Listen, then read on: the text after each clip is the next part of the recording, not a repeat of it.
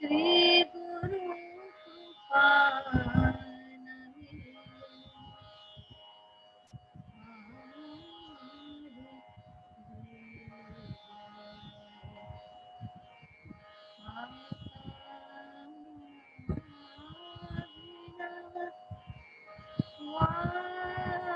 मी काय येत नाहीये.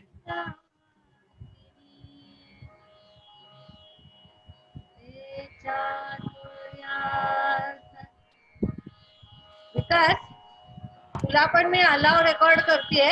हो हो, नाही माझं हे येत नाहीये म्हणून. हा आलं, ठीक आहे, ओके.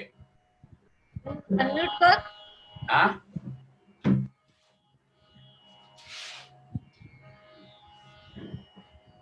अनम्यूट कर. काय केलं? केलं ना, अनम्यूटच आहे. कर. हा,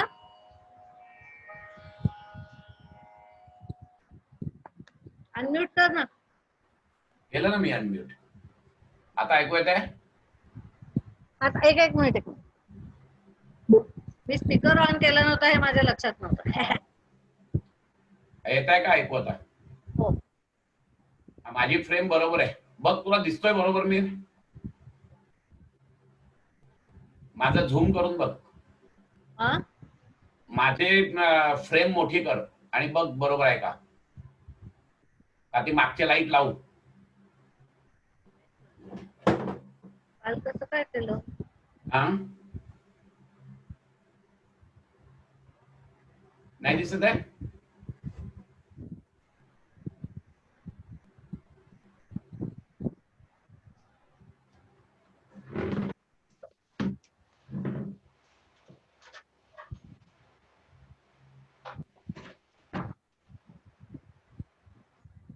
माझी फ्रेम दिसत नाही तुला? मोठी हो, पण इथे कॅलेंडर बिलेंडर असं सगळं मग मी दिसतंय. वळवू का? आणि अजून एकदा मी हे करतो, जे त्यात जास्त स्पष्ट येत आहे का मी साधं बोलून स्पष्ट येत आहे?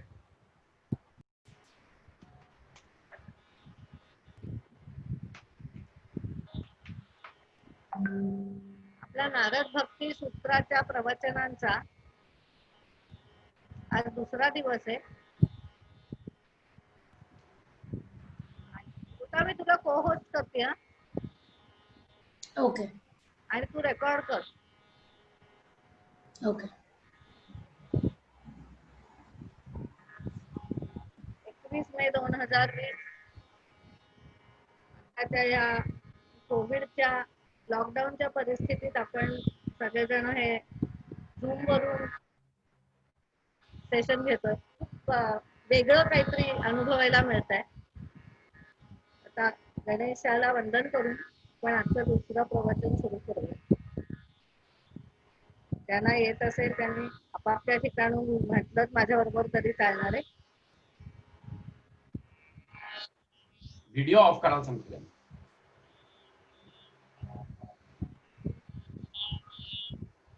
व्हिडिओ पण सगळ्यांनी ऑफ करा.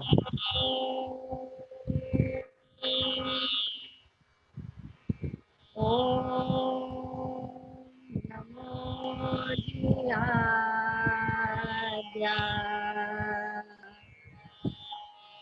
वेद प्रतिपाद्या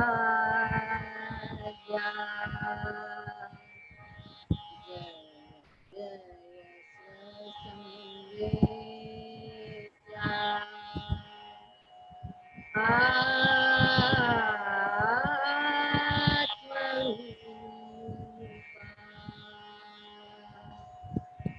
देवा तूची गणेश सकलमति प्रकाश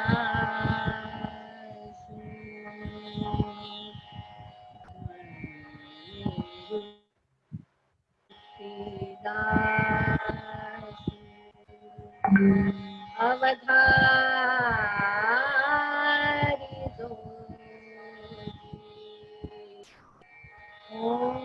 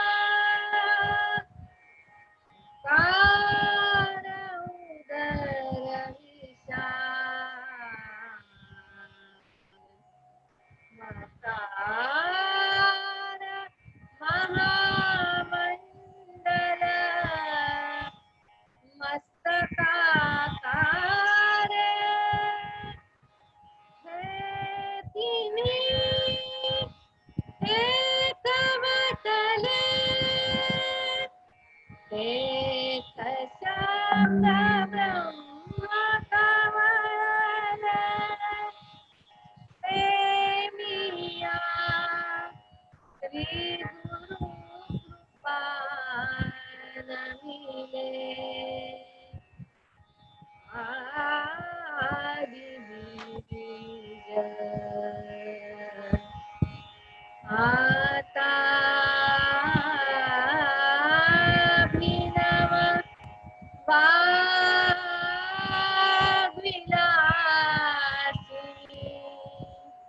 ते चातुर्यार्थ कला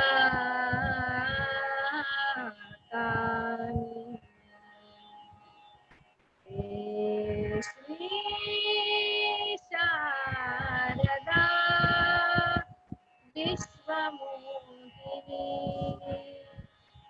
नमिनी मिया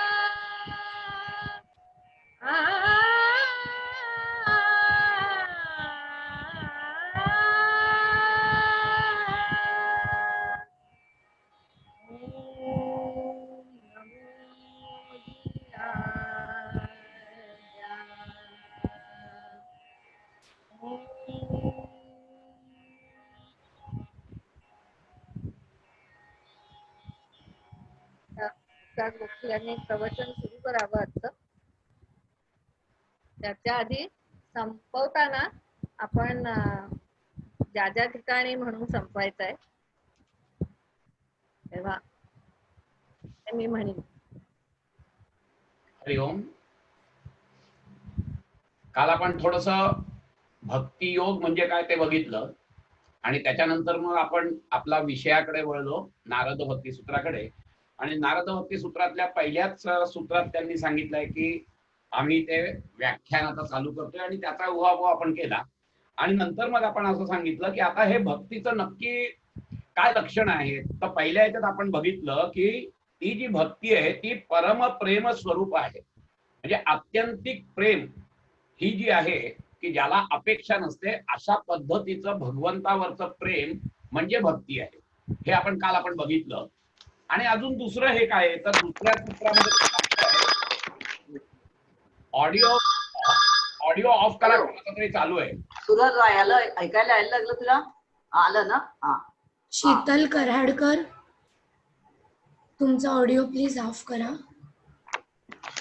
आणि मग तिसऱ्या सूत्रामध्ये ते असं सांगताय पहिलं प्रेमा स्वरूप आहे परम प्रेमा स्वरूप. आणि मग नंतरच्या सूत्रात ते सांगतायत की अमृत स्वरूपाचं आणि ती भक्ती अमृत स्वरूपाही पण आहे.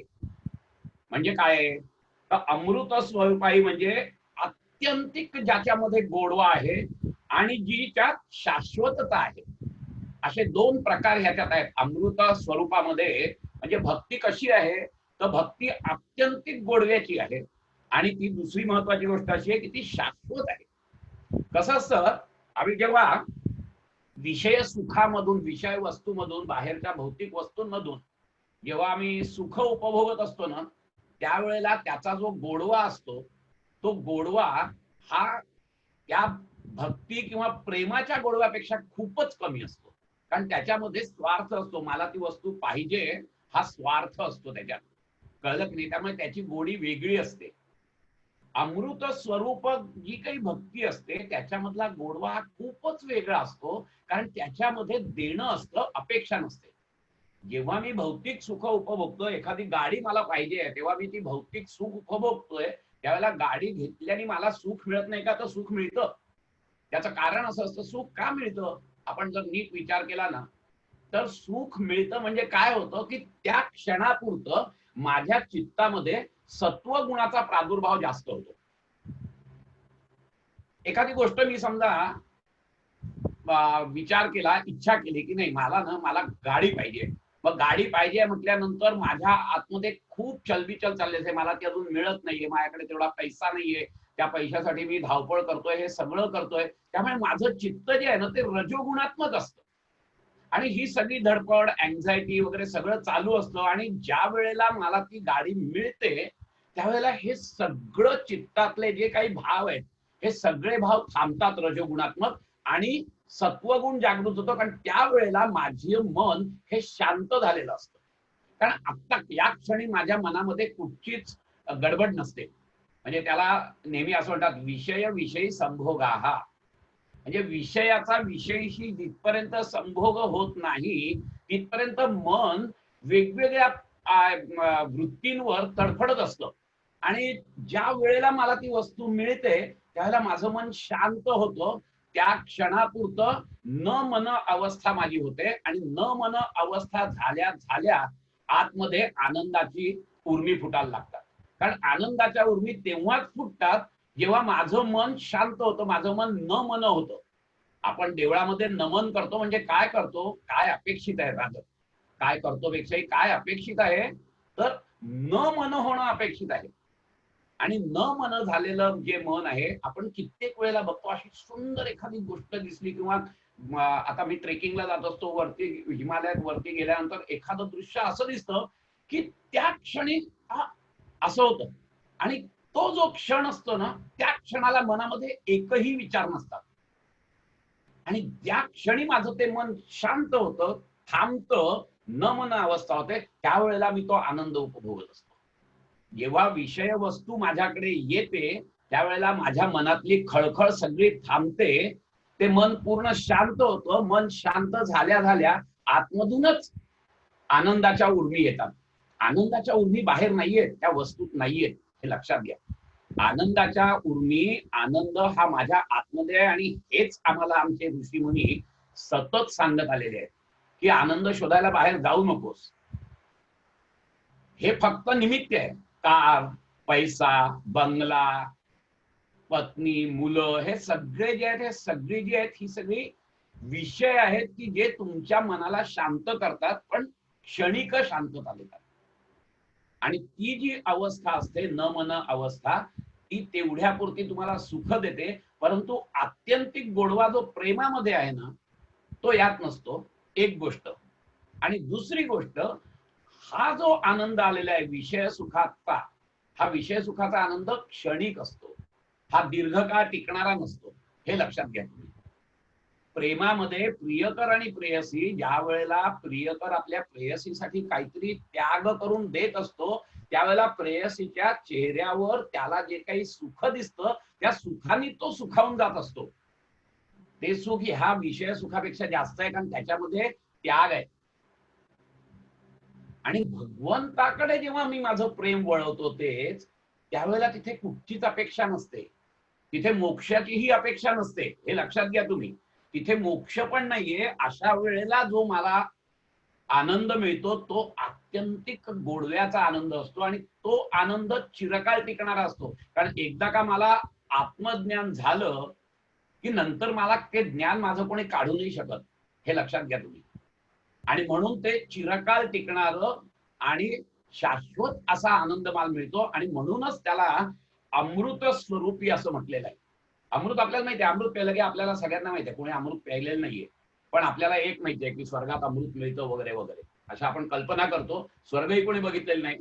ज्यांनी कोणी बापड्यांनी बघितलं असेल तो परत सांगायलाही येत नाही की स्वर्गात काय आहे. आम्हाला हे सगळं माहिती आहे, आम्ही बघितलं नाही, आम्ही अनुभवलं नाही. पण आमचं मन असं असतं की जे अनुभवलं नाही, जे बघितलं नाही, त्याच्याबद्दल पण आम्ही अपेक्षा करतो. नाही, मला ना स्वर्गात जायचंय. तुला कुठे कोणी बोमलाला स्वर्ग बघितलाय किंवा ज्यांनी स्वर्ग बघितलाय तो स्वर्गातून आलाय का सांगायला तुला? अरे हा, ते सांगतात ना, ते बरोबर आहे. तसं स्वर्ग वगैरे ही सगळ्या गोष्टी, सगळी सुख, हा सगळा आनंद माझ्या आतमध्येच आहे. हे लक्षात घ्या तुम्ही. माझी मानसिक अवस्था, माझ्या जाणीवेचा स्तर मी तिथपर्यंत जर घेऊन गेलो तर तोच माझ्यासाठी स्वर्ग आहे. स्वर्ग म्हणून वेगळं काही नाहीये. एक लक्षात घ्या. आणि म्हणून तो जो आत्यंतिक गोडवा कशातून येतो तर त्या भक्तीतून येतो. म्हणजे भक्ती कशी आहे? परम प्रेम स्वरूप आहे आणि ती अमृत स्वरूपी पण आहे. या दोन गोष्टी आता आपण बघितलेल्या आहेत. आणि म्हणून तर विषय सुखाच्या बाबतीत खुद्द भागवत पुराणामध्ये सुद्धा भगवान काय सांगतात? ते सांगतायत, विषयान ध्यायत चित्तम विषयेषु विसज्जते मा अनुस्मर चित्तम मय्येव प्रविलीयते.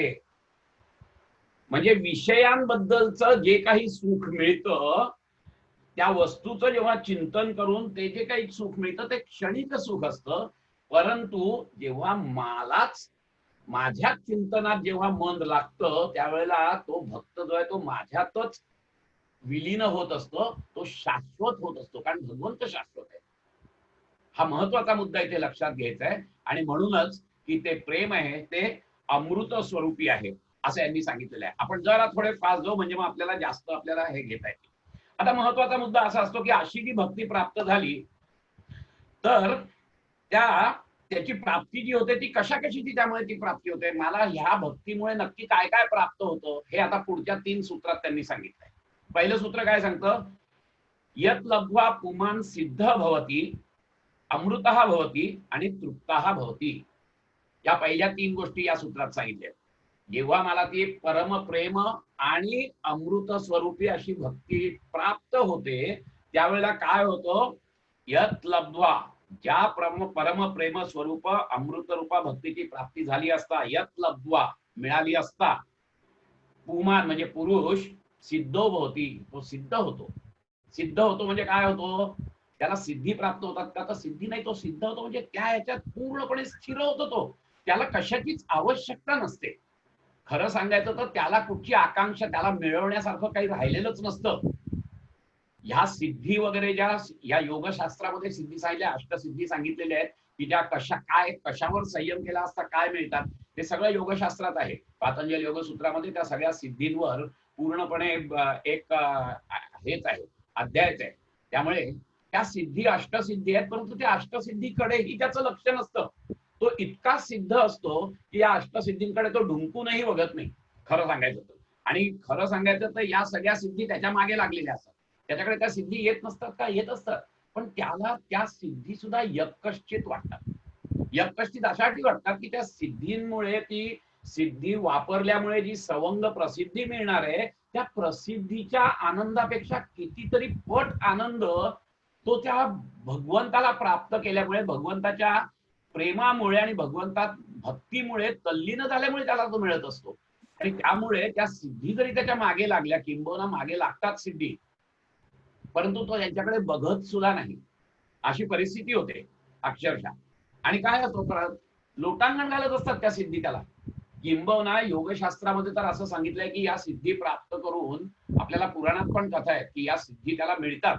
मध्ये कुठेतरी टप्पा येतो एक असा की जेव्हा भक्त खूप पुढे गेलेला असतो आणि भगवंताच्या मध्ये विलीन, कारण त्या मुक्ती सुद्धा वेगवेगळ्या आहेत, आपल्याला माहिती आहे सगळं. सलोकता, समीपता, स्वरूपता आणि सायुज्यता अशा त्या मुक्ती आहेत. त्या मुक्तीमध्ये स्वरूपता मुक्तीच्या यादी, स्वरूपता मुक्ती ही गोपींची होती आणि सायुज्यता मुक्ती ही पूर्ण सिद्ध पुरुषांची. तो जो सिद्ध आहे तो एकरूप झालेला असतो. त्याच्या आधीच्या ज्या सिद्धी या आहेत ना, मुक्ती ज्या आहेत, तिथे त्याला या सिद्धी प्राप्त होत असतात, पण तो तिकडे ढुंकूनही बघत नाही. कारण असं असतं की त्याला पुढे दिसत असतं की या कितीतरी सुंदर आणि शाश्वत असा आनंद, अमृत स्वरूपी आनंद मला पुढे मिळणार आहे. आणि म्हणून जो खरा भक्त असतो तो या सिद्धींकडेही बघत नाही, तर तो सिद्ध होतो. कशात सिद्ध होतो, आपल्या भगवंतामध्ये सिद्ध होत असतो. आणि म्हणून सिद्धो भवती, अमृतो भवती, अमर होतो तो. अमर होतो म्हणजे काय होतो नक्की, आम्ही रोज मरतोय. खरं सांगायचं तर अक्षरशः रोज मरतोय आम्ही. कसं मरतो आम्ही, एका यांनी फार सुंदर सांगितलंय, चिता आणि चिंता. म्हणजे याच्यामध्ये फक्त एका अनुस्वाराचा फरक आहे. चिता काय करते, चिता एकदाच जाळून भस्म करून टाकते तुम्हाला, पण ही जी चिंता आहे ना, ही चिंता क्षणोक्षणी तुम्हाला जाळत असते. तुम्ही रोज मरत असता, रोज कशाने तरी या षड्रिपूंनी तुम्ही मरत असता. चिंता रोज जाळते, ती तुम्हाला चिता एकदाच जाळते. परंतु इथे जे सांगितलंय की ह्या परम भक्तीमुळे काय होतं, तर अमृतो भवती, म्हणजे की ह्याच्यामुळे जो मी रोज मरत होतो तो मी रोज जगतोय. आता त्या सच्चिदानंदाच्या आनंदाच्या डोहामध्ये मी डुंबून अतिशय सुंदर रीतीने रोज जगतोय. या कारणाने ते त्यांनी सांगितलंय की अमृतो भवती. नाही तर आम्ही रोज मरतोय. चिंता आहे आम्हाला, षड्रिपू आहेत आम्हाला, राग, द्वेष, अभिनिवेश, सगळ्या या क्लेश जे पतंजली मुनींनी सांगितले आहेत, ते सगळ्या क्लेश आम्हाला लागलेले आहेत. आणि आमच्या सगळ्या कृती त्या क्लेशाला अनुसरूनच असतात. आणि त्यामुळे त्याच्यातून निष्पन्न होणारं जे काही फळ आहे ना, ते फळ देखील खरं सांगायचं तर दुःखमयच असतं. चिंता याचा अर्थ काय, चिंता हा शब्द जो आहे याची अभिव्यक्ती ही षड्रिपू आहे. काम, क्रोध, लोभ, मोह, मद आणि मत्सर. आम्ही कशात ना कशात तरी गुरफटलेलेच असतो दर सेकंदाला. आणि त्यामुळे जो खरा आनंद आहे, त्या खऱ्या आनंदापासून आम्ही पारखेत झालेलो असतो. त्या दृष्टीने आम्ही अक्षरशः प्रत्येक क्षणी मरत असतो. परंतु जेव्हा मी खरा भक्त होतो, जेव्हा मी परम प्रेम स्वरूप होतो, जेव्हा मी अमृत स्वरूप होतो, त्यावेळेला मी प्रत्येक क्षण हा आनंदाने जगत असतो. आणि या दृष्टीने अमृतो भवती आणि तृप्तो भवती. तृप्त असतो, काही कशाची अपेक्षा नसते, काही नसतं. कारण जे काही माझ्या जीवनामध्ये मला मिळवायचं आहे, परम प्राप्तव्य जे काही आहे माझं, जो परम पुरुषार्थ जो काही आहे तो मला मिळालेला आहे. आम्हाला तो परम पुरुषार्थ मिळत नाही, किंबहुना आम्हाला आमचा परम पुरुषार्थ काय आहे या जीवनामध्ये, या भूतलावर आम्ही आल्यानंतर आम्हाला नक्की काय करायचंय हे आम्हाला अज्ञानामुळे माहित नाहीये. आणि त्यामुळे आम्ही या बाहेरच्या विश्वातल्या गोष्टी सगळ्या जमवायला प्रयत्न करतो आणि त्याच्यातून आनंद उपभोगायचा प्रयत्न करतो. परंतु तो आनंद क्षणिक असतो, हे आपण परवाच्या दिवशी बघितलंय. परंतु इथे जेव्हा मला पूर्ण भक्त मी होतो, जेव्हा त्या भक्ताची पराकोटीची पराभक्ती मला प्राप्त होते, त्यावेळेला मला मिळवण्यासारखं काहीच नसतो. कारण मी प्रत्येक क्षण असतो तो आनंदासाठी झटत असतो. आता तो शाश्वत आनंदच मला मिळालेला असल्यामुळे मला कशाची अपेक्षाच नसते. तृप्त आहे मी, समाधानी आहे मी. त्या भक्ताची अवस्था ही अशी होत असते की त्याला दुसरं काही मिळवण्यासारखं राहत नाही या विश्वामध्ये, आणि म्हणून तो समाधानी असतो, तो तृप्त असतो. त्यामुळे ह्या तीन गोष्टी तर पहिले त्याला मिळतात. काय मिळतात तर सिद्धो भवती, अमृतो भवती आणि तृप्तो भवती. आणि पुढे काय मिळत आहेत, यत् प्राप्य न किंचित वांछति न शोचती न द्वेष्टी न रमते न उत्साही भवती. पुढच्या सूत्रात त्यांनी ते सांगितलं की अजून काय प्राप्ती होते, जेव्हा तुम्हाला परम प्रेम स्वरूप आणि अमृत स्वरूपाच्या भक्तीची जेव्हा तुम्हाला प्राप्ती होते, त्यावेळेला काय होते, यत् प्राप्य न किंचित वांछति. जे आमच्या सगळ्या ज्या काही इच्छा आहेत त्या इच्छा गेलेल्या असतात. कुठलीच इच्छा आमच्या याच्यात राहत नाही. का राहत नाही आमच्या याच्यात इच्छा? कारण की आम्हाला ते जे शाश्वत सुख आहे ते शाश्वत सुख मिळालेलंच आहे. त्यामुळे ते शाश्वत सुख मिळाल्यामुळे कामना आम्हाला कशाला असू शकतात? कारण आमच्याकडे काही नाही, काही नाही ही रुखरुख आहे, ही दुःख आहे. या दुःखातून बाहेर येण्यासाठी आम्ही कामना करतो आमच्या अज्ञानामुळे. आणि आम्ही त्या ज्या कामना करतो त्या भौतिक जगतातल्याच वस्तूंच्या करत असतो. कारण की आम्हाला हे कळत नाही की त्या भौतिक जगतामध्ये जे काही मिळणार आहे ते नक्की आपल्याला शाश्वत आहे का नाही. कारण त्या गोष्टी शाश्वत असतील तर तुम्हाला शाश्वत सुख देतील ना. गोष्टीच मुळात शाश्वत नाही तर ते शाश्वत सुख देतीलच कसं तुम्हाला ना. हा खूप महत्वाचा मुद्दा आहे. आम्हाला ते कळत नाही आणि त्यामुळे आमचं अख्खं आयुष्य आम्ही ते गोळा करण्यातच जात असतो. पैसा, अडका आणि इतर मान मरातब सगळं आम्ही एक एक मिळवण्याच्या प्रयत्नात असतो. परंतु या सगळ्या गोष्टी, अगदी मान मरातब सुद्धा कुठे शाश्वत आहे. मग काय होतं, आम्ही नगरसेवक होतो, वा वा नगरसेवक झालो, मग थांबलं का, झालं शाश्वत सुख मिळालं का? नाही. नगरसेवक झालं की लगेच मग मी आता आमदार कसा होईल, मग त्याच्यासाठी लटपटी चालू होतात. बरं चला बाबा आमदार झाला, मग आमदार झालं का शाश्वत सुख मिळालं का? नाही. मग आता एक खासदार कसा होईल, चालू एक एक एक एक चालू होतं. मी काल तुम्हाला उदाहरण दिलं, चाळीत राहणारा माणूस, मी सेल्फ कंटेंट ब्लॉकची अपेक्षा करतो. मग सेल्फ कंटेंट ब्लॉक मध्ये गेलो की 1 बेडरूम लिव्हिंग रूमची अपेक्षा करतो. 1 बेडरूम लिव्हिंग रूम मध्ये गेलं की 2 बेडरूम लिव्हिंग रूम, मग बंगला, मग बंगल्याच्या पुढे माझी गाडी पाहिजे. मग मला नुसती ही गाडी कुठे, मला मर्सिडीज गाडी पाहिजे. चालू आयुष्य अख्खं त्याच्यातच जातं आमचं. आणि मिळतं सुख किती, 5 वर्ष धडपड केली की एक 6 महिन्याचं सुख मिळतं. दुःख पर्वता एवढे आपल्याला सांगितलेलं आहे. सुख पाहता जेव्हा पडे दुःख पर्वता एवढे, हे सांगितलेलं आहे आपल्याला तुकाराम महाराजांनी. ते खरंच आहे. आणि की आम्ही जर नीट विचार केला, आम्ही जर नीट अनालिसिस केलं तर आम्हाला कळेल की हे सगळं व्यर्थ आहे. माझी जी सगळी धडपड चाललेली आहे ती त्या शाश्वत सुखासाठी चाललेली आहे आणि आम्हाला कळत नाहीये शाश्वत सुख कुठे आहे. परंतु हा जो भक्त आहे की जो पराभक्तीला पोचलेला आहे त्याला काही इच्छाच नसते, कारण तो शाश्वत सुखातच असतो. एखादा माणूस म्हणाला त्याच्याकडे कुठे गाडी आहे, त्याच्याकडे कुठे बंगला आहे, पण तुला तरी बंगला आणि गाडी कशाला पाहिजे रे?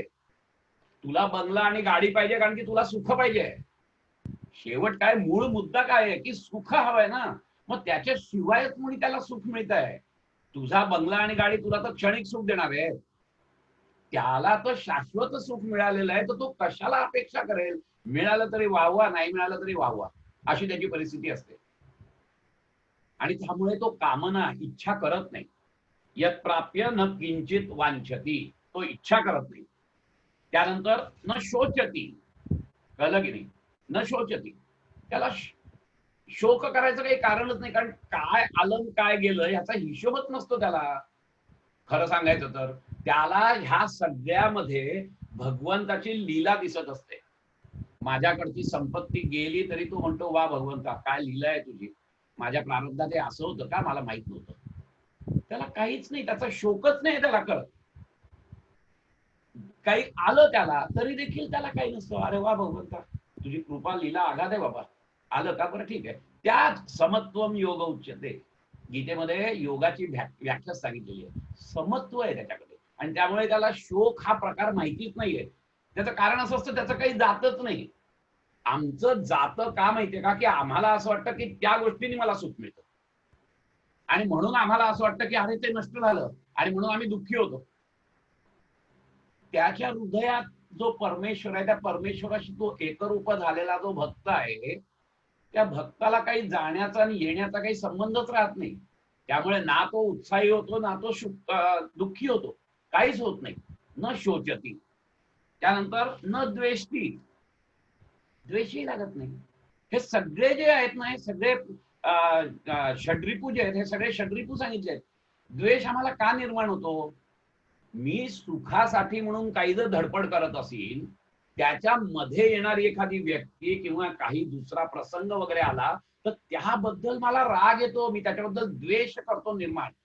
का द्वेष करतो? कारण माझ्या सुखाच्या आड आलाय. परंतु इथे जो परमभक्त असतो, पराभक्तीत पोचलेला भक्त असतो, त्याला असं काही त्याच्यामध्ये काही कोणी येतच नाही, कारण तो आणि त्याचा भगवंत ते दोघं आतमध्ये फार छान असतात. एकमेकांशी त्यांचं अनुसंधान झालेलं असतं, एकमेकात ते मिसळून गेलेले असतात. त्यांचं ते जे अद्वैत आहे, ते अद्वैतामध्ये एवढा प्रचंड आनंद आहे की त्यांना बाकी गरजच नसते कोणाचा द्वेष करण्याची, कारण त्यांच्यामध्ये कोणी येऊ शकत नाही. कारण तो भक्त आणि भगवान हे एकच झालेले आहेत तिथे पराभक्तीमध्ये. त्याला सायुज्यता मुक्ती म्हणतात. कळलं की नाही? ती सायुज्यता मुक्तीमध्ये ते असल्यानंतर त्यामुळे द्वेष करण्याचाही प्रश्न येत नाही. त्यानंतर मग राग, न द्वेष्टी न रमते, त्याच्याबद्दल रागही येत नाही. राग म्हणजे अनुराग. एखाद्या गोष्टीचा अनुराग का असतो मला? कारण की मला ती गोष्ट हवी असते, आणि म्हणून मी त्याच्याबद्दलची प्रेम निर्माण करतो, आणि ती मिळाली की काय होतं? राग निर्माण होतो. राग म्हणजे अनुराग निर्माण होतो. म्हणजे परत परत तीच गोष्ट मिळावी ही जी अभिलाषा आहे ना, यालाच लोभ असं म्हणतात. आणि म्हणून त्याला तो लोभही नसतो, लोभही नसतो, रागही नसतो. म्हणजे आता खऱ्या अर्थाने राग नसतो किंवा द्वेष नसतो, त्याला शोक नसतो, आणि तो कधी न उत्साही भवती, न उत्साही भवती. एक्साइटमेंट ज्याला म्हणतात, काही मिळालं म्हणून एक्साइट होतोय किंवा डिप्रेस होतोय, काही नाही मिळालं म्हणून डिप्रेस होतोय, हाही प्रकार त्याच्यामध्ये राहत नाही. कारण काही मिळवायचंच नसतं. जे काही या आयुष्यात मिळवायचं आहे ते पूर्णपणे मिळालेलं असतं. आता त्या भक्ताच्या विरुद्ध बाजू आपली असते, आणि आपल्या बाजूची ही जी काही आपली मानसिकता आहे ना, ही मानसिकता भगवान श्रीकृष्णांनी अक्षरशः फार सुंदर रीतीने सांगितलेली आहे. दुसऱ्या अध्यायामध्ये त्यांनी सांगितली आहे. जर का तुम्ही बघाल तर तो ते काय म्हणतात, अतिशय सुंदर सांगितलंय. ध्यायतो विषयान पुंसा संगस्तेषु उपजायते, संगात संजायते कामः, कामात क्रोधोभिजायते, क्रोधात भवति सम्मोहा, सम्मोहात स्मृतिविभ्रमाः, स्मृतिभ्रंशात बुद्धिनाशो, बुद्धिनाशात प्रणश्यति. आम्ही या शृंखलेमधूनच जात असतो. काय शृंखला आहे? ध्यायतो विषयान पुंसा, सतत विषयांचा बद्दल विचार. का विचार करतो आम्ही विषयांबद्दल? विषय म्हणजे बाहेरचे भौतिक विषय. का विचार करतो आम्ही त्याचा? कारण आमची अशी एक ठाम समजूत झालेली आहे की हे बाहेरचे विषय मला शाश्वत सुख देतील, आणि म्हणून ध्यायतो विषयान पुंसा. ह्यालाच अविद्या असं म्हटलेलं आहे. ही अविद्या आहे. खरं ज्ञान आम्हाला नसल्यामुळे त्याला अविद्या आहे, विद्या मिळत नाही.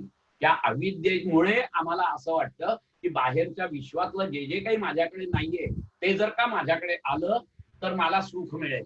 आणि म्हणून ध्यायतो विषयान पुंसा, मी त्याचा सतत विचार करत असतो. मग विचार करता करता काय होतो? ध्यायतो विषयान पुंसा संगस तेषुपजायते. विचार करत करत करत त्याच्याबद्दल प्रेम निर्माण होतं. हा स्वाभाविक हे आहे.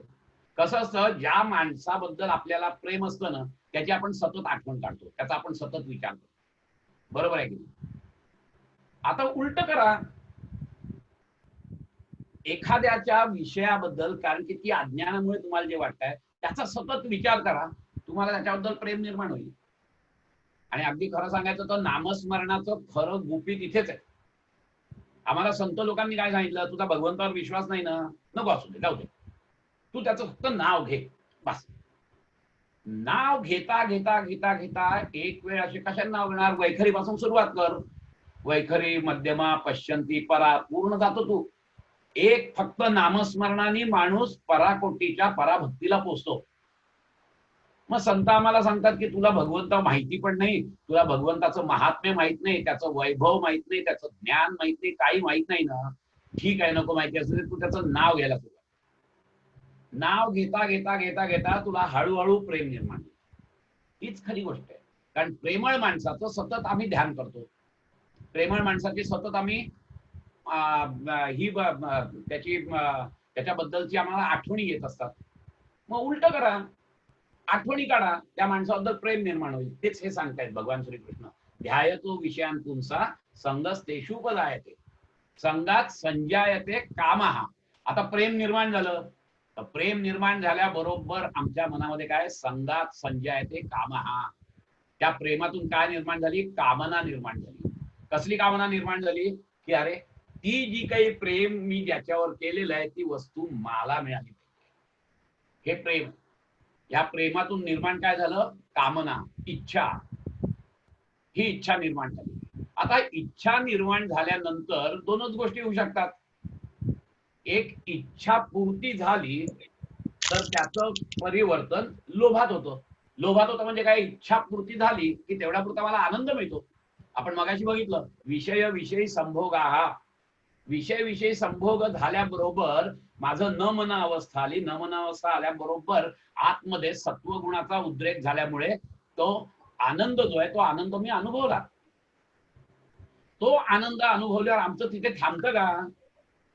मग तो सतत सतत आनंद मिळावा, म्हणजेच थोडक्यात जर इच्छापूर्ती झाली तर त्या पूर्तीतून मी लोभ निर्माण करतो. की लोभ म्हणजे काय, की तीच तीच घटना जी मला आनंद देतीये, तीच तीच वस्तू जी मला आनंद देतीये, तोच तोच प्रसंग जो मला आनंद देतोय तो परत परत यावा, हा मनाचा अट्टाहास म्हणजे लोभ. कळलं की नाही? एक तर लोभ निर्माण होतो माझ्यामध्ये, आणि नाहीतर जर का इच्छा पूर्ण नाही झाली तर क्रोध निर्माण होतो. दोन पैकी एकच होणार आहे, एक तर लोभ निर्माण होतो नाही तर क्रोध निर्माण होतो. आणि म्हणून त्यांनी सांगितलंय संगात संजयते कामः कामात क्रोधो विजायते. क्रोध इथे दोन्ही लोभ आणि क्रोध या दोन्ही अर्थाने घ्यायचा आहे. मग क्रोध निर्माण झाल्यानंतर होतं काय, त्या क्रोधाचं जेव्हा रूपांतर किंवा ती पूर्ण अंतिम अवस्थेत क्रोध गेला की मद आणि मत्सराच्या रूपाने तो बाहेर पडतो. आणि जर का लोभ माझा पूर्ण परिपक्व होऊन वरच्या स्तरावर गेला तर त्याच्यातून मोह निर्माण होतो. म्हणजे आले सगळे आमचे षड्रिपू, काम, क्रोध, लोभ, मोह, मद, मत्सर सगळे आले. कशातून सुरुवात झाली, ध्यायतो विषयान पुंसा. आणि मग पुढच्या ह्याच्यात काय म्हणतात, क्रोधात भवती सम्मोहात, म्हणजे मोहात जातो माणूस. म्हणजे ह्याच लोभ आणि क्रोधातून त्याची जेव्हा परिणिती मोहातच होते. आणि मोहात होते म्हणजे काय होतं, की तो मोहून टाकतो तुम्हाला. इतका वेळ जी वस्तू होती ना, ती वस्तूवर तुमचं आधिपत्य होतं. आता त्या वस्तूनी तुमच्यावर आधिपत्य गाजवायला सुरुवात केली आहे. मोहात पडणं म्हणजे काय, हेच आहे. मोहून टाकतो म्हणजे काय, सुरुवातीला मला दारूचं व्यसन नाही, मी एक पेक घेतलाय, माझ्या खर्चाने घेतलाय, पण नंतर दुसऱ्या दिवशी जर का हे नसेल, पैसे नसतील तर मी जात नाही तिथे, कारण माझ्याकडे पैसे, माझा अजून कंट्रोल आहे. मला एवढं माहिती आहे की दारू पिऊन जरा बरं वाटतंय बरं का मला, हाही खोटाच आनंद असतो माझा. परंतु नंतर मग जेव्हा सतत मी ते घ्यायला लागतो त्यावेळेला अशी परिस्थिती येते की त्या लोभातून मी मोहात केव्हा गेलो कळतच नाही. आणि आता दारू माझ्यावर साम्राज्य गाजवते आता जर का माझ्या खिशात पैसे नसतील तर मी चोरीमारी करून पैसे मिळवतो आणि गुत्त्यात जाऊन दारू पितो. मोह, मोहिनी घालते तीच दारू मला मोहिनी घालते. आणि मग त्या मोहिनी घातल्यामुळे माझं जे जीवनाचं इप्सित आहे तेच मी विसरून जातो. सम्मोहात स्मृती विभ्रम, मी विसर पडतो मला, अरे मी नक्की कशासाठी हे सगळं करत होतो, आनंदासाठी करत होतो ना, पण मग आता आनंद नाही मिळत. पण आता ती मोहून गेल्यामुळे आता ते घ्यायलाच पाहिजे मला, नाही तर माझ्या अस्तित्वाचाच सवाल निर्माण होतोय. हे ड्रग ऍडिक्ट काय असतात? तेच असतात. सम्मोहात स्मृती विभ्रम, स्मृतीभ्रंशात बुद्धिनाशो. बुद्धीला नाश होतो. बुद्धीचा नाश म्हणजे आमच्याकडे जे काही भगवंतानी मानव जातीला दिलेलं एकमेव साधन आहे की ज्याच्यामुळे तुम्ही प्राणी आणि मानव वेगवेगळे असता, ते साधन म्हणजे बुद्धी, ज्याला आपण सत्सद विवेक बुद्धी किंवा निश्चयात्मका बुद्धी म्हणतो. त्या बुद्धीवर पांघरून पडतो. आणि ते जर का पांघरून पडलं तर माणूस म्हणून जगायच्या तुम्ही लायक होत नाही. सम्मोहात स्मृती विभ्रमात स्मृतीभ्रंशात बुद्धिनाशो, बुद्धिनाशात प्रणश्यती, त्याचा अंत होतो. किती सुंदर वर्णन केलेलं आहे. हे सगळं कुठून सुरुवात झाली? ध्यायतो विषयांतूनचा. तिथून जी सुरुवात झाली, ती का सुरुवात झाली? कारण की आमच्याकडे पराभक्ती नाहीये. भगवंताचं आत्मतत्व जे आहे, आत्मज्ञान नाहीये. आत्मज्ञान होणं म्हणजेच पराभक्तीत जाणं आहे. ते आत्मज्ञान नाही, कारण त्या तिथे तो बसलेला आहे. ते आत्मज्ञान नसल्यामुळे आम्ही अज्ञानापोटी ध्यायतो विषयांतूनचा. परंतु भक्ताच्या बाबतीत म्हणाल तर या कुठल्या शृंखलेमध्ये तो येतच नाही. कारण त्याला ध्यायतो विषयांतूनची गरजच वाटत नाही. तो म्हणतो माझ्याजवळ शाश्वत सुख आहे, मी कशासाठी विषयांचा विचार करू आणि त्या विषयांपासून सुख घ्यायचा प्रयत्न करू. त्याला त्याची गरज वाटत नाहीये. आणि म्हणून त्यांनी असं सांगितलेलं. आणि मला गीतेत दुसराही एक श्लोक आहे, यो न दृश्यती न द्वेष्टी न शोचती न कांक्षती शुभ अशुभ परित्यागी भक्तिमान्य समे प्रिया. भगवंत स्वतः भगवद्गीतेत पण हेच सांगतायत की जो कुठल्याही आनंदाने उत्साही होत नाही, कोणाचाही द्वेष करत नाही, शोक करत नाही, आकांक्षा करत नाही आणि शुभ आणि अशुभ कुठच्याही फलाचा कधीही तो आसक्त होत नाही, असा भक्त मला प्रिय आहे. भगवंताने भगवद्गीतेत पण तेच सांगितलेलं आहे. त्यामुळे दुसऱ्या ह्याच्यात त्यांनी सांगितलंय काय? त्यांनी सांगितलंय पहिल्या ह्याच्यात की यद लब्ध्वा पुमान सिद्धो भवती अमृतो भवती आणि तृप्तो भवती. आणि पुढच्या सूत्रामध्ये सांगतायत यत प्राप्य न किंचित वांछती न शोचती न द्वेष्टी न रमती न उत्साही भवती. आणि तिसऱ्या श्लोकात अजून काय सांगतायत? काय मिळतं त्याला? यद ज्ञात्वा मत्तो भवती स्तब्धो भवती आत्मारामो भवती. या तीन गोष्टींचा त्या भक्ताला, पराभक्तीत जो गेलेला आहे त्या परमभक्ताला याही तीन गोष्टी लागतात. यत मत्वा मत्तो भवती, धुंद होऊन जातो तो. त्याला कशाची पडलेली नसते, तो स्वतःच्या धुंदीत असतो, स्वतःच्याच आनंदात असतो, स्वतःच्याच आनंदाच्या उर्मीत तो खेळत असतो. त्यावेळी तो धुंद असतो, त्याला कशाची चिंता नसते पडली. अशा पद्धतीने तो असतो. आणि ही लोक जेव्हा अशी धुंदी होते ना त्यांची, त्यावेळेला ते नाचतात, गातात, कधी रडतात, कधी हसतात. लोकांना वाटतं ह्याला काय झालंय, पण तो त्याच्या धुंदीत असतो, त्याला त्याची पर्वा नसते लोक काय म्हणतायत ते. अक्षरशः अशी परिस्थिती होती त्याची. आणि म्हणून त्याला सांगितलंय की मत्तो भवती, मत्त धुंद होऊन जातो तो आपल्याच आनंदाच्या ह्याच्यात, आपल्याच भक्तीमध्ये, भगवंताच्या बरोबर खेळण्यात. मीराचा काय होतं? मीरा राणी होती, पण मीरा राणी असून सुद्धा जेव्हा तिच्या जो प्रेमाविष्कार आहे तो जेव्हा उफाळून बाहेर यायचा त्यावेळेला ती नाचायची, तिचं राणीपण वगैरे सगळं गेलेलं असायचं. बघ घुंगरू बांध मीरा नाची रे, लोग कहे मीरा बरी बावरी रे, सास कहे तुला नाशी रे. बघ घुंगरू बांध मीरा नाची रे.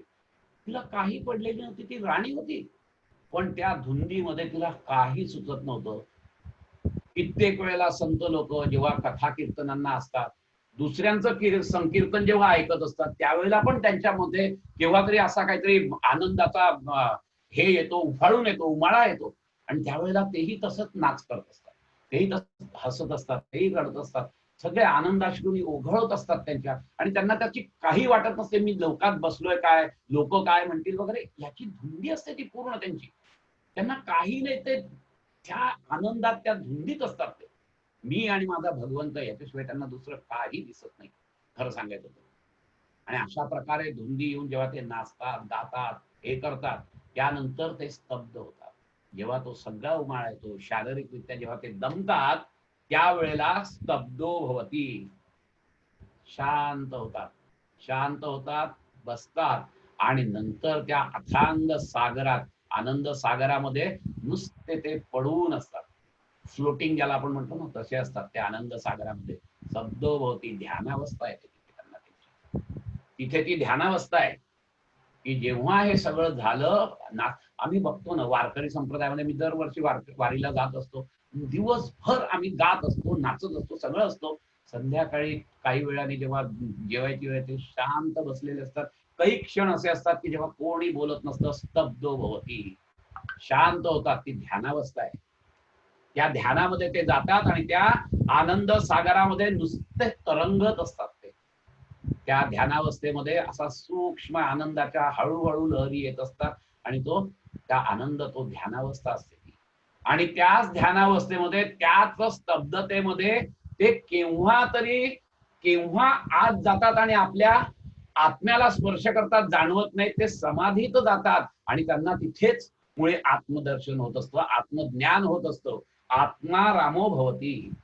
त्याच ध्यानातून हळूच त्यांची समाधीकडे जाते वाट, आणि समाधीकडे वाट गेल्यानंतर तिथे त्यांना तो आत्मज्ञान होतं. तिथे त्यांचा तो भगवंत, जो प्रियकर आहे तिचा, त्या प्रियकराशी त्याचं मिलन होत असतं, आणि त्या मिलनामध्ये तो पूर्णपणे बुडून जातो. असा तो ज्ञानी भक्त होतो. हाच भक्त ज्ञानी पण असतो. खरा भक्त जो असतो तो ज्ञान पण असतं त्याला, आत्मज्ञान झालेलं असतं त्याला. आणि म्हणूनच त्यांनी सांगितलंय, मत्तो भवती, स्तब्धो भवती, आत्मारामो भवती. ओशोंनी फार सुंदर एक मेडिटेशनची पद्धत काढलेली आहे, फार सुंदर आहे. ध्यानाच्या अनंत पद्धती आहेत, त्यातली एक त्यांची पद्धत आहे ज्याला डायनॅमिक मेडिटेशन म्हणतात, सक्रिय ध्यान. सक्रिय ध्यानाची पद्धत आहे. मी स्वतः ते ध्यान केलेलं आहे, अनुभवलेलं आहे.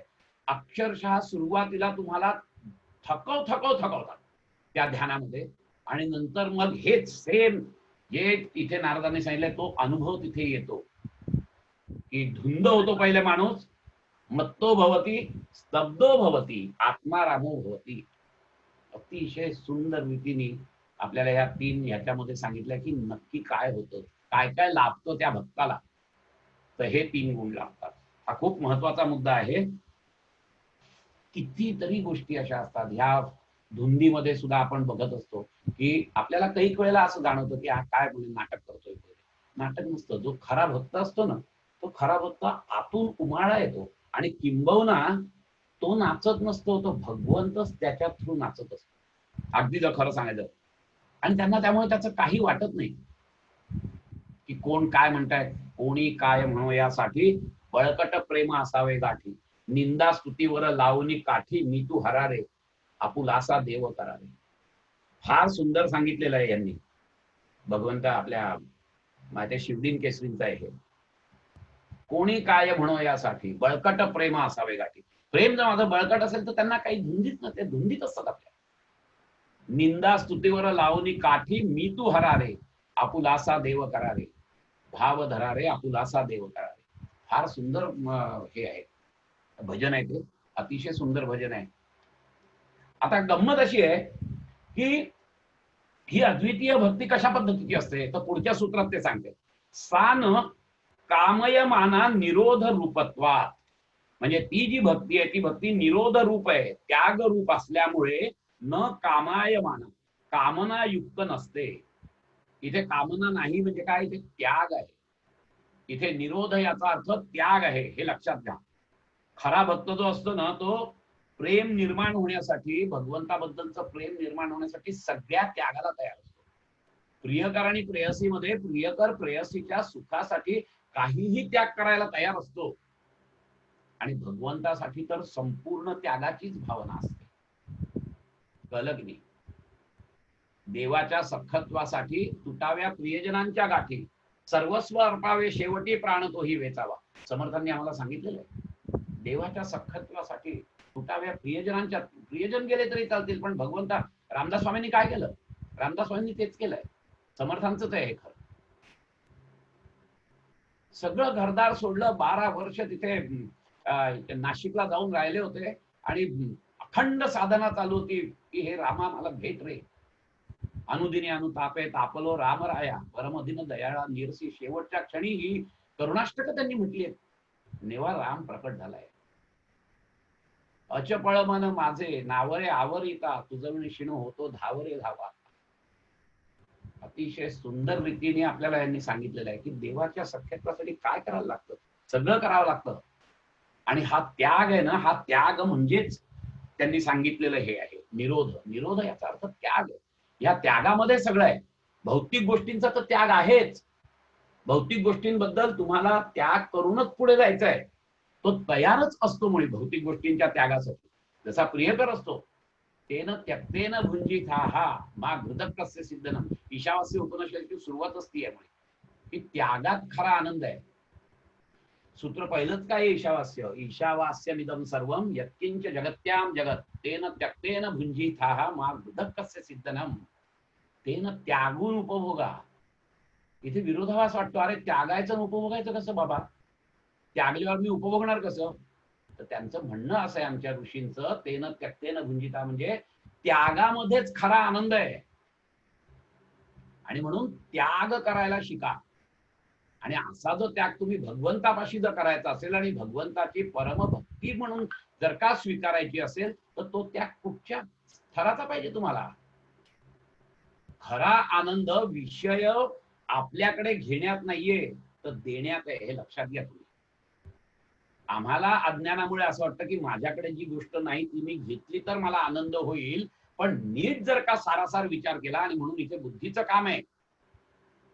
हे मनाच्या हिंदोळ्यावर आमचं जीवन जे फिरतं ना, ह्याच्यामुळे आम्ही दुःखी होत असतो. आम्ही कधी त्या बुद्धीला ताण देत नाही की अरे नक्की काय आहे, का मला सुख मिळत नाहीये एवढं सगळं. आम्ही कधी अनालिसिस करत नाही. सत्सद विवेक बुद्धी आहे ती.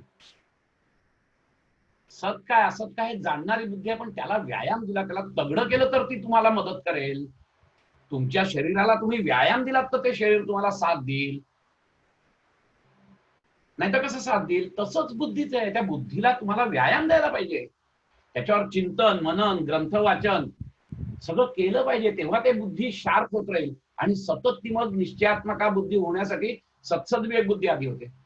आणि सत असत काय याचा सगळा निवाडा झाल्यानंतर मग ती एक निश्चय करते, तेव्हा ती निश्चयात्मका बुद्धी होते. आणि त्या निश्चयाने मग तो माणूस पुढे जातो. तिथपर्यंत तो जात नाही. आणि म्हणून तेन त्यक्तेन भुंजिता, त्यागामध्ये आनंद आहे. मला तुम्ही सांगा, आई आणि मूल दोघं जण भुकेले आहेत आणि जेवण आलेलं आहे एका माणसाचं. आई मुलाला भरवते आणि तिला आनंद होतो. ती दाखवत नाही मला आनंद झालाय, हा दिखावा नसतो. तिला मनापासून तिची भूक, तिचं जे शरीर आहे ना त्या शरीराची भूक ऍक्च्युअली मरते. तिला भूक लागत नाही, तिची भूक क्षमते कारण की माझं बाळ जेवत आहे. तेन त्यक्तेन भुंजिता, त्यागून उपभोगा म्हणजे काय? हे त्यागून उपभोगा, दुसऱ्याला देऊन. म्हणून आमच्या धर्मामध्ये दान धर्म करा सांगितलेलं आहे की दान देण्याने जे सुख मिळेल ते घेण्याने मिळत नाही. एखाद्या माणसाला माझ्याकडे काय आहे ह्याच्यातलं मी जे देतो ना, त्यावेळेला तो सात्विक आनंद जो आहे, तो सात्विक आनंद कुठेतरी थोडा तरी त्या भगवंताच्या प्रेमाकडे जातो. पण जिथे त्याग नाही, फक्त मीच घेणं आहे ना, तो क्षणिक आनंद असतो. त्या आनंदाला सुद्धा मर्यादा असते. तो निखळ आनंद नसतो. आणि म्हणून आमच्या या सगळ्यांनी सांगितलं की तेन त्यक्तेन भुंजिता मा घृतक कस्य सिद्धनम. त्यागून उपभोगा. आम्ही देवाजवळ जातो, आम्ही देवाजवळ त्याग करायला जातो का? आम्ही देवाजवळ चक्कपैकी एक व्यवहार करायला जातो. लोक देवळात जाऊन बाजारात गेल्यासारखं, चंद्रकांत गोखलेंचीच माहिती चारोळे, लोक देवळात जाऊन दुकानात गेल्यासारखं वागतात. चारा खाणे देऊन काहीतरी मागतात. खरंच आम्ही तसं करतो. आम्ही एक लॉटरीचं तिकीट 2 रुपयाचं घेतो, ते देवासमोर ठेवतो, देवा बघ ना जरा 2 लाखाची लॉटरी द्यायला, काय देव भेडा आहे की काय? आणि काय तर म्हणे मला लॉटरी लागली ना किंवा मी तुला पेढे दिले. वा, म्हणजे तुला 2 लाख रुपये देव देणार आणि तू त्याला काय 70 रुपयाचे पेढे देणार. व्यवहारच बघायचा तर देव व्यवहार बघेल ना. मग आम्ही काहीतरी मागण्यासाठी जात असतो तिथे, काही ना काहीतरी मागण्यासाठी. अगदी बाकी काही नाही तरी देखा मला चांगलंच कर, मला सात्विक कर, हे मागायला जातो आम्ही. परंतु आम्ही असं नाही मागत की भगवंता तुझ्याकडचं फक्त प्रेम दे रे मला, बाकी काही नकोय मला, बस तुझ्याबद्दलचं प्रेम माझं बुद्धिंगत हो, एवढंच दे, बाकी काही नको मला. हे कधी मागतो का आम्ही? आम्ही जेव्हा केव्हा देवळात जातो, तुम्ही विचार करा, काही ना काहीतरी मागायला जात असतो. कुठेतरी आम्ही संकटात असतो म्हणून देवाकडे जातो, कुठेतरी आम्हाला काहीतरी पाहिजे असतं म्हणून आम्ही देवाकडे जातो. परंतु फक्त भगवंता तुझं प्रेम मला दे रे, हे मागण्यासाठी जातो का? विठोबा दप्तरदार म्हणून एक संत समान व्यक्तिमत्व होतं. त्यांनी फार सुंदर एक सुभाषित लिहिलाय, फार छान लिहिलाय सुभाषित, की देवासमोर काय मागावं आणि काय मागू नये. मा ह्या अक्षरावर त्यांनी सुभाषित केलेलं आहे. माचे 2 अर्थ आहेत, एक मा म्हणजे नको आणि एक मा म्हणजे लक्ष्मी. त्यांनी काय म्हटलंय, देवासमोर काय मागा तुम्ही? महाराज कृपा मामा, मारा मामा कुमार सुख गरिमा, महाराज मास्व महिमा, पद पुण्याराधने तुम्ही प्रेमा. काय कळलं? काही कळलं नाही, मला माहिती आहे. चला आपण आता ते बघूया. महाराज कृपा मामा, मा रामा कुमार सुख गरिमा, महाराज मास्व महिमा, पद पुण्या पद पद्माराधनेस तुम्ही प्रेमा. मा म्हणजे नको, राजकृपा, मला देवा राजकृपा नको, राजाची मला ही पाहिजे वगैरे असं काही नाही, मला हे काही नको. मा राजकृपा. मा म्हणजे नको, दुसरा मा म्हणजे लक्ष्मी, मला लक्ष्मी नको. महाराज कृपा मामा. मा रामा म्हणजे सुंदर स्त्री, मा म्हणजे नको, मला सुंदर स्त्री पण नको. मग काय नको अजून? मा कुमार सुख गरिमा, मुलाकडून मिळणाऱ्या सुखाचा अभिमान पण मला नको. आता आपली वय साधारण अशी आहे 60 नंतर 75 पर्यंत, की मुलगा अमेरिकेत असतो, हे असतो, तो तिकडून पैसे पाठवत असतो, मग तिकडून येतो तो, बाबा तुम्ही आता देवळात वगैरे जात असाल ना तर गाडी, मी ड्रायव्हरही ठेवलाय. आणि तो बाप सगळ्या आपल्या बाकीच्या मित्रांना सांगतो, मुलांनी गाडी पाठवली आणि नुसतं नाही, ड्रायव्हरही पाठवला, ड्रायव्हर पाठवला, खरंच खूप प्रेम आहे. आपला अहंकार आहे तो, तर तोही नको मला. बघा किती सूक्ष्मात विचार केलेला आहे. आपल्याला वाटतं की आपण मुलाचं कौतुक करतोय, तो मुलाचं कौतुक नसतं, आपला अहंकार असतो, तो आपण सांगत असतो लोकांना, खरं सांगायचं तर. आणि म्हणून मा कुमार सुख गरिमा, मा राज हे विष्णू, मा म्हणजे लक्ष्मी आणि राज पती त्याचा, लक्ष्मीचा पती हे विष्णू. मा स्वमहिमा, मला स्वतःचाही अहंकार नको. हा स्व जो आहे ना, हा स्वच नडतो प्रत्येक वेळेला.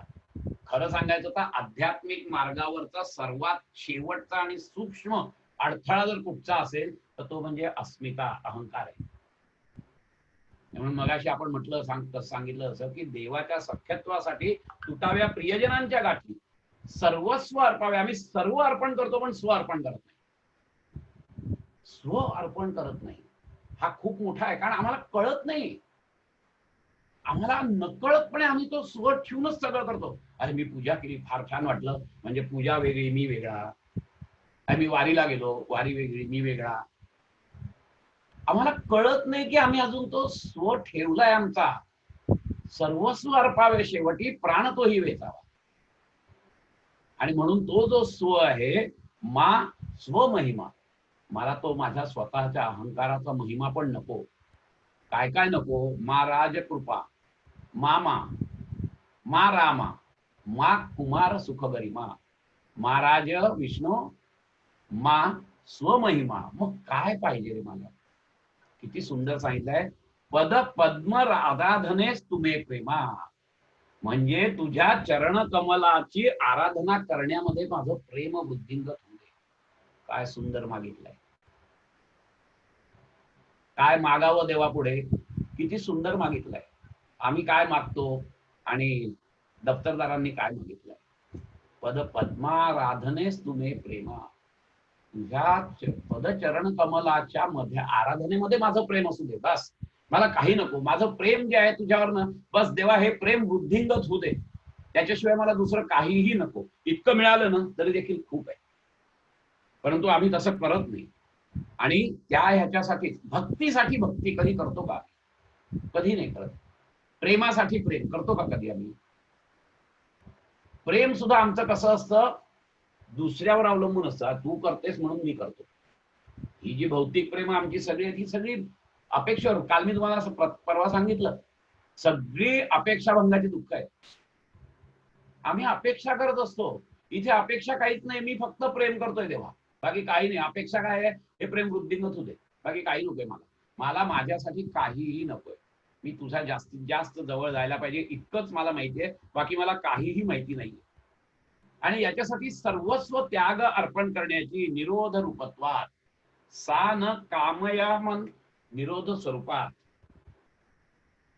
कामना युक्त नसतं ते मन, अशा पद्धतीने असतं. आणि काय असतं? आणि मग त्या निरोधाची व्याख्या केली आहे त्यांनी पुढच्या सूत्रामध्ये. ते सांगतायत निरोध हा तू लोकवेद व्यापार न्यासाहा, म्हणजे लोकवेद व्यापार, लौकिक आणि पारलौकिक, लौकिक आणि वैदिक ह्या व्यापारांचा त्याग म्हणजे निरोध. अतिशय सुंदर निरोधाची व्याख्या केली. लगेच मी सांगितलं तुम्हाला पहिल्या याच्यात, ते सूत्र जी काही रचलेली असतात ना, ती एकामागून एक बरोबर निघतात. तुमच्या प्रश्नात प्रश्न येत नाही तर पुढचं सूत्र त्याचं उत्तर देऊन टाकतो तुम्हाला. आणि म्हणून त्या निरोधाचंच त्यांनी उदाहरण दिलं आहे. निरोध हा तू लोकवेद व्यापार संन्यासा न्यासा, म्हणजे हा जो लौकिक आणि पारलौकिक दोन्हीचा जो व्यापार चाललेला आहे, ह्याच्यापासूनचा निरोध म्हणजे त्याग, याचा अर्थ निरोध आहे. आमचं असं होत नाही. आम्ही लौकिक आणि पारलौकिक, मी मगाशी म्हटलं तसं की वैदिक, लौकिक आणि वैदिक. वैदिक म्हणजे काय की यज्ञ याग वगैरे हे जे आहेत वैदिक कर्मकांड, याने होतं काय? आमच्या मीमांसकांनी सांगितलेलंच आहे ना, यज्ञ यागाचे भरपूर आहेत. त्याच्या मागचा उद्देश काय आहे मीमांसकांचा? तर स्वर्गप्राप्ती. आता स्वर्गप्राप्ती जर का पाहिजे असेल तर यज्ञ याग करा, हे करा. यांनी असं सांगितलंय त्याचाही त्याग करा, त्याचाही त्याग करा. त्याला काही अर्थ नाहीये, कारण तुम्हाला काही माहित नाहीये. आणि हीच खरी आहे. हे त्याग करतच तुम्ही तुमची बैठक जी आहे ती तयार करता भगवंताच्या प्रेमासाठी. भगवंताचं प्रेम असं सहज मिळत नाही. भगवंताच्या प्रेमासाठी त्याग पाहिजे. मी सगळं करीन आणि मग जर का त्याला वाटलं तर तो दिल मला प्रेम. भगवंत म्हणणं मला काही पडलेली नाही, तुला नाही, तू माझ्यावर प्रेम केलं तर बरंच आहे एक प्रकारे. अशा पद्धतीचा मला भक्त नकोच आहे. त्यामुळे मला गरज आहे प्रेमाची त्याच्या, मला त्याच्याबद्दलचा अभिमान आहे, मला त्याची अगाध लीला माहिती आहे, मला त्याचं अनंत ज्ञान माहिती आहे. आणि त्या ज्ञानाच्या मुळेच मला माहिती आहे की या चराचरात तो भरलेला आहे. माझं अस्तित्व सुद्धा त्याच्यामुळे आहे. हे ज्ञान असल्यामुळे त्या ज्ञानावर माझं प्रेम आहे. आणि ते ज्ञान म्हणजेच भगवंत आहे, हे लक्षात घ्या तुम्ही. ज्ञानाशिवाय तुमचं एवढं पराकोटीचं प्रेम जाणार नाही. आणि म्हणून ज्ञानोत्तर भक्ती जी आहे ना, ती भक्ती सर्वात श्रेष्ठ मानली आहे भगवंताने. ज्ञान असल्याशिवाय भाबड प्रेम नकोय त्याला, भाबडी भक्ती नकोय त्याला तुम्हाला. आणि खरं सांगायचं तर पराभक्ती जी आहे ना, जी उच्च प्रतीची भक्ती, ती जिथपर्यंत तुम्हाला भगवंताचं खरं ज्ञान होत नाही तिथपर्यंत मिळू शकणार नाही.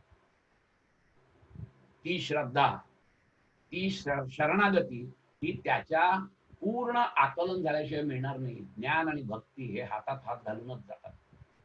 मी पहिल्याच तुम्हाला परवाच्या दिवशी सांगितलं, भक्तीचे 3 गोष्टी महत्वाच्या आहेत. एक उत्कट प्रेम भगवंताबद्दल, आढळ श्रद्धा आणि संपूर्ण शरणागती. या 3 गोष्टींवर ते प्रेम अवलंबून आहे. आणि या तिन्ही गोष्टी जिथपर्यंत तुम्हाला त्या भगवंताचं ज्ञान होत नाही बौद्धिक स्तरावर, तिथपर्यंत तुमच्या मनामध्ये तेवढं प्रेम, तेवढं उत्कट प्रेम निर्माण होणार आहे, तेवढी उत्कट तुमची श्रद्धा होणार नाही आणि संपूर्ण शरणागती तिथपर्यंत होणार नाही, कारण तुम्हाला त्याचं प्रेम नाही. आमची देवावरची श्रद्धा डळमळीत पण होते कधी, परंतु या भक्तांची होत नाही. या भक्तांना सगळीकडे तो देव दिसत असतो, त्यामुळे त्यांची श्रद्धा असते हा भगवंत सगळीकडे आहेच, म्हणजे त्यांना दिसत असतं ते, त्यांच्या त्या पराभक्तीमुळे त्यांना ते सगळं ज्ञान झालेलं असतं आणि त्याचा अनुभव घेतलेला असतं. बुद्धीच्या स्तरावर नसतं ज्ञान झालं, तर भक्तीमुळे त्यांना तो अनुभवाला पण मिळालेलं असतं, ते अनुभवाचं ज्ञान आहे त्यांचं. आणि म्हणून तर प्रल्हादाला जेव्हा हिरण्यकश्यपू विचारतो अरे कुठे आहे तुझा भगवंत, तेव्हा प्रल्हाद सांगतो कुठेही आहे. काय सांगतोस कुठे आहे? या खांबात आहे. तो आहे खांबात. आणि म्हणून तो जेव्हा लाथ मारतो तेव्हा त्याच्यातून नरसिंह प्रकट होतात. हा जो विश्वास आहे ना, ही अढळ श्रद्धा जी आहे ना, ही अढळ श्रद्धामुळे हे सगळं करत असते. आमची अढळ श्रद्धा नसते, आमची श्रद्धा तुटते. एवढी अढळ श्रद्धा पाहिजे. कल्याण स्वामी आणि रामदास स्वामी चाललेले असताना रामदास स्वामींचा शेला खाली पडतो, दरीत तो शेला माझ्या गुरूंचा पडला. एवढी अढळ श्रद्धा आहे. ताडकन तिथून उडी मारली खाली शेला घेण्यासाठी, आणि तो गुरु पण केवढ्या ताकदीचा, अलगद त्या कल्याणला परत वर आणलं कल्याण स्वामींना. ही अढळ श्रद्धा आहे. होतं ते, कारण ह्या सगळ्या विश्वामध्ये तोच भरलेला आहे. त्याला काय कमी आहे? वेगवेगळ्या रूपाने तो येत असतो. कधी सद्गुरूच्या रूपाने येत असतो, कधी अवताराच्या रूपाने येत असतो. आम्हाला फक्त ते कळत नाही, कारण आमची श्रद्धा नसते तेवढी. या लोकांची गुरूंवर श्रद्धा होती, आणि श्रद्धा असल्यामुळे त्या श्रद्धेचा परिपाक काय होतो तर ह्या गोष्टी कळतात. सिद्धो भवती, त्यांच्या मागे ते लागलेले नसतात. कल्याण स्वामींना असा कधी विचार नाही आला की अरे बापरे मी आता जाईन, मग ते नक्की वाचवतील ना मला समर्थ, नाही तर मी मारायचो खाली. दरीत डायरेक्ट उडी मारायची, पॅराशूट वगैरे नव्हतं तेव्हा. नाही, हा विचारच नाहीये, फक्त श्रद्धा, दॅट्स इट. त्या श्रद्धेने त्यांनी ती उडी, अरे माझा याचा शेला जातोय, उडी मारली काढून आणलाय लगेच. 5 वाजत आले. आपण एवढं फक्त संपवूया दुसऱ्या ह्याच्यात, की लोक वेद व्यापार न्यास, लौकिक आणि वैदिक दोन्ही ह्याच्यामध्ये ज्याचा त्याग असतो तिथे त्याला निरोध असं म्हणतात. एवढं लक्षात ठेवूया. आणि इथे आज आपण थांबूया आणि उद्याला आपण पुढची सूत्र घेऊया. अतिशय सुंदर आणि गोडवा आहे भक्तीमधला. गोडवा मी तुम्हाला खरं सांगतो, आता मी एमएच्या मुलांना तत्वज्ञानही शिकवत असतो, भक्ती मार्गात इकडे मी प्रवचन वगैरे पण करत असतो. पण या भक्तीमध्ये जो काही गोडवा आहे ना, तो फार वेगळा आहे. तो अनुभवायला पाहिजे तुम्ही. तो अनुभवल्याशिवाय तुम्हाला त्याचं महत्व कळणार नाही त्या भक्तीतला. आणि म्हणून तर कलियुगामध्ये तेच सांगितलं की अरे भक्ती करा फक्त, बस तुमच्यात तेवढंच आहे. असो, आजची आपली ही जी सगळी सेवा आहे ही त्या भगवंताच्या चरणी अर्पण करूया. आणि आज आपण इथेच थांबू. एक शांतीपाठ होईल, मंजिरी शांतीपाठ म्हणेल, आणि आपण एक 5 मिनिटासाठी सगळ्यांनी नंतर मग व्हिडिओ वगैरे ऑन करा. शांतीपाठ झाल्यानंतर कोणाला काही बोलायचं असेल, गप्पा मारायचे असतील तर आपण 5-10 मिनिटं आपण आपला हा जो झूम आहे हा चालू ठेवू. कळलं की नाही? हरिओम. शांतीपाठ म्हणायच्या आधी छोटस सांगायचं जे राहून गेलं होतं, कालच सांगायला होतं पण राहून गेलं, की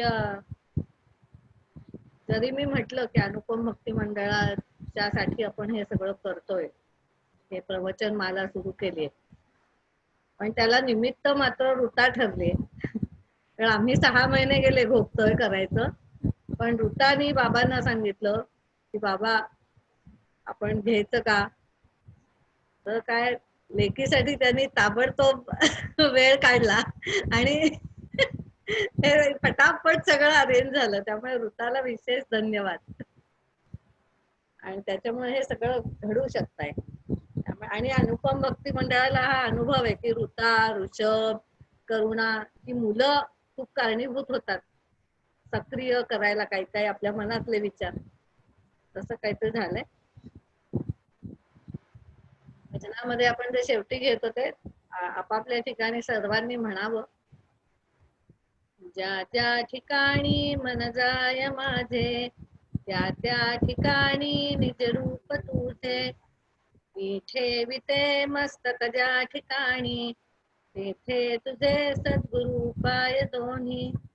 भरोनी सद्भावाची अंजुली, मिया ओविया फुले मोकळी, अर्पिली अंघ्री उगली विश्वरूपाच्या. चिये शरीरी चिये माती, मेळवीन तये क्षिती, जेथे श्री चरण उभे ठाकती, आराध्याचे कुंडलिक वरदे हरी विठ्ठल श्री ज्ञानदेव तुकाराम ज्ञानेश्वर महाराज की जय भगवान गोपाल कृष्ण महाराज की जय सब संतन की जय जय जय रघुवीर समर्थ पांडुरंग हरी वासुदेव हरी पांडुरंग पांडुरंग हरी हरी वासुदेव हरी पांडुरंग पांडुरंग हरी वासुदेव हरी पांडुरंग हरी वासुदेव वासुदेव हरी हरी पांडुरंग हरी वासुदेव हरी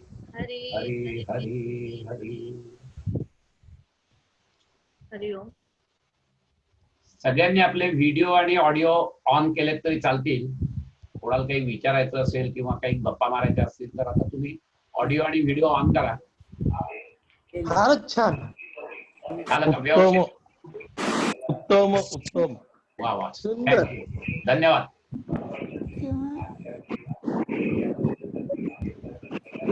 थँक्यू. म्हणजे काही येत नव्हतं ऐकू बरोबर. हो का? मी काही नाही, फक्त कारण ठरले. हो, तू मोठी कारण आहे सगळ्याला. मस्त मिळत. मंजूचा आवाज मस्त आहे, अजून तो आवाज. आवाज मस्त आहे ना मंजूचा अजूनही? हो, मंजूचा आवाज. मंगलाष्टक विनूच्या लग्नात मंगलाष्टक तिने म्हटले होते, खूपच सुंदर. हो. याद नाहीये.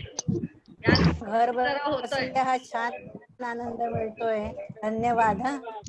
बाबा, हो, मला विचारायचं होतं, तुम्ही जे जे कुठले श्लोक किंवा सूत्र रिफर करताय हो, ते तुम्ही व्हॉट्सअप वर पाठवू शकता का? हो, पाठवीन ना. म्हणजे मला इतक्या पटापट लिहिता नाही येते ते. पाठवीन ना. मग आय कॅन स्किप इट आणि मग तुम्ही जे काय रेफरन्स मध्ये पण तुम्ही जे वापरताय चालेल, पाठवीन. ते लक्षात राहील. हो, चालेल.